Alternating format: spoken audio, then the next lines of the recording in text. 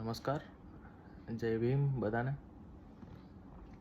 આજે હું તમને એક એવો જાતિવાદી કિસ્સો સંભળાવું, અથવા તમે કહી શકો પક્ષપાત કેવી રીતે થઈ શકે છે લોકો સાથે, ખાસ કરીને આપણા સમાજના સાથે, અનુસૂચિત જનજાતિ હોય કાં તો અનુસૂચિત જાતિ સમાજના લોકો હોય એની સાથે.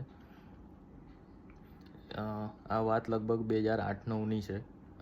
બે આદિવાસી ભાઈઓની આ સત્ય ઘટના છે. આ જે ભરૂચ જિલ્લો છે ત્યાં આગળ નેત્રંગ તાલુકો છે. ભરૂચ જિલ્લામાં એક નેત્રંગ તાલુકામાં 2008-9માં બે આદિવાસી ભાઈઓ, એક લેનક્ષેસ નામની કંપની હતી, એના પાયા ખોદાઈ રહ્યા હતા. ત્યારથી એ ભાઈઓ એ કંપનીમાં જોડાયેલા હતા. પાયા ખોદાઈ રહેલા મતલબ તમે સમજો કે ખોદકામ ચાલુ હોય ત્યારથી લઈને એનો શેડ બને, કેબલો નાખવામાં આવે, પેનલો નાખવામાં આવે, મશીનરી ફિટ કરવામાં આવે, ત્યાં એ બધું જ કામગીરી આ બે ભાઈઓએ, આપણા જે આદિવાસી ભાઈઓ હતા એ લોકો સંભાળી રહ્યા હતા. ત્યાં આગળ દરેક કામમાં એમનું ઇન્વોલ્વમેન્ટ હતું.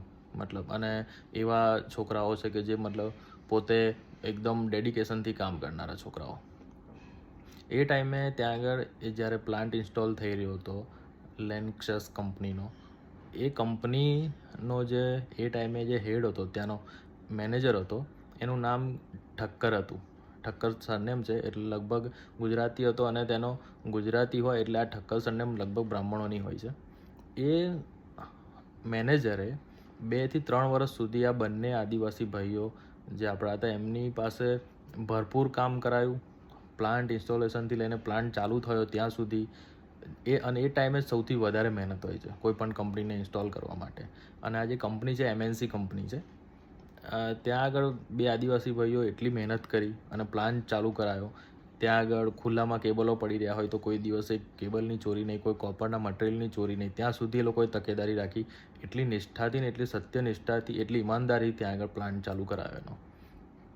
હવે થયું એવું કે જ્યારે પ્લાન્ટ ચાલુ થઈ ગયો તો ત્યારે કારીગરોને લેવાના હોય બધા ત્યાં, તો બધા કારીગરોને લેવાના હોય, કર્મચારીઓને કન્ફર્મ કરવાના હોય, ઓન રોલ લેવાના હોય. ત્યારે એ જે ઠક્કર હતો એ ભાઈએ શું કર્યું, આ બે જે ભાઈઓ હતા એમને નોકરી પર પરમનન્ટ કર્યા જ નહીં.